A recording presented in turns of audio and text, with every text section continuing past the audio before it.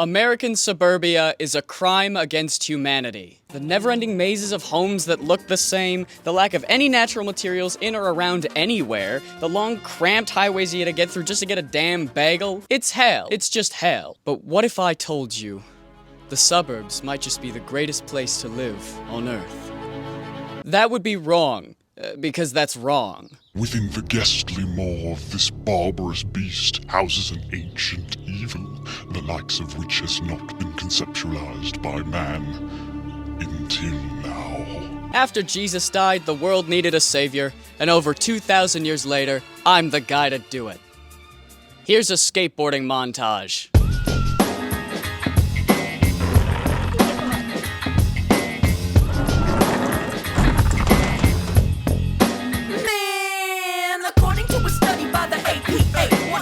Americans are lonely every day. Although it's not a big number, let me tell you the truth. Low connectivity's a killer, like John Wilkes Booth. Urban sprawl? What the f*** is that? It's when a population spreads like the wings of a bat. Everybody sprawled out, making conversation difficult. Social capital is absent in a vehicle. Driving around, feeling stressed as hell, feeling depressed as well. It's just a wasted opportunity to walk, bike, take a train, or take a bus. But when you're in the suburbs, that's just ridiculous. Everybody's so lonely in suburbia. Nobody's chilling with their homies in suburbia. Depression all up in my home, G. In suburbia, everybody's so lonely. Thanks to suburbia. Let me tell you about a story about a man named Bill. And now for something completely different. Welcome back to the show. This is the second part where I talk about physical ailments. People be dying, and people be unhealthy. What's up with that, man? Could it be from the very topic I sit here to discuss with you today? Yes.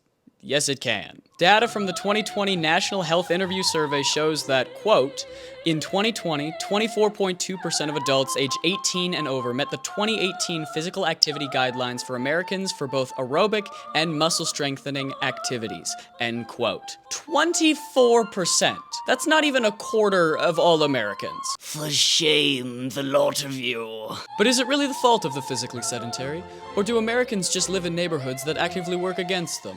Suburbs in the US are cesspools of inactivity, mainly due to the large, stupid roads that everyone has to take because everything all the time is so far because no one thought to go to work on a bike. Nobody walks, nobody takes the bus, no one does anything other than drive because they physically are not able to. It is far too dangerous to be a pedestrian in the suburbs. Not only does being physically stagnant in a car all day contribute to, quote, back pain, cardiovascular disease, premature mortality, and some other chronic diseases, end quote, being outside of your car increases your risk of being smushed like a little pancake man. You'd think that urban sprawl would separate the car from the pedestrian a little more, cause, you know, sprawl. But no, we can't have anything nice. Dale? I don't know. Many studies have shown that there are actually less pedestrian fatalities in denser cities. Probably because most dense cities know how to accommodate for a more diverse population. So I guess the lesson here is, if you live in the suburbs, don't go outside or you will die. Intermission time!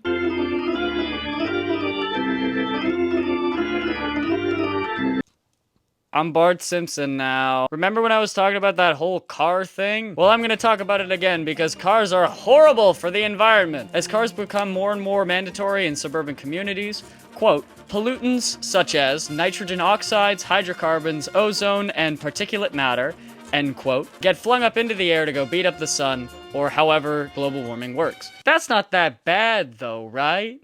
I mean, Bart Simpson's telling you this stuff. He's a little Grimoldy. He's a little goblin. Surely he's gonna lie to you, right? Wrong! If you get exposed to air pollution, it could lead to, quote, premature death, asthma attacks, cardiovascular disease, lung cancer, developmental damage, susceptibility to infections, worsened symptoms of chronic obstructive pulmonary disease, lung tissue swelling and irritation, low infant birth weight, and wheezing, coughing, and shortness of breath.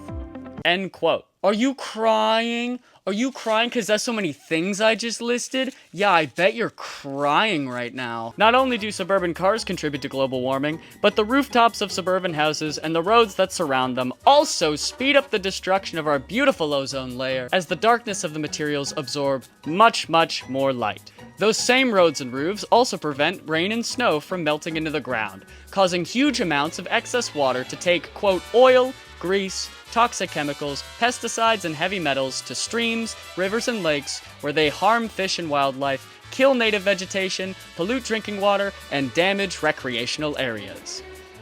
End quote. The very way American suburbs are constructed destroys ecosystems, restricts the process of evapotranspiration necessary for influencing climate patterns, and promotes a significant lack of biodiversity, which is essential for clean air, water, and climate regulation.